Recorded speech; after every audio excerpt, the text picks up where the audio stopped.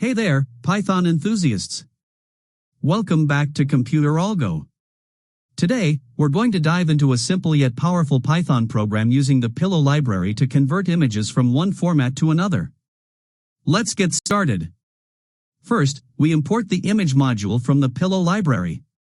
This module contains all the methods we need to open, manipulate, and save images.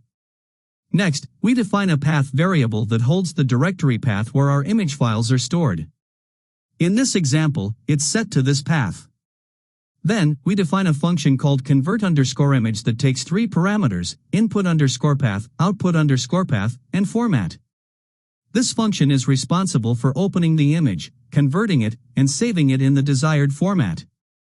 Inside the function, we use the image.open input_path method to open the image file. We use a with statement to ensure the file is properly closed after we're done with it.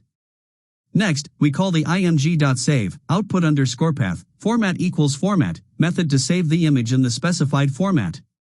Finally, we call our convert_image function with the paths to our input and output files and specify the format we want to convert to.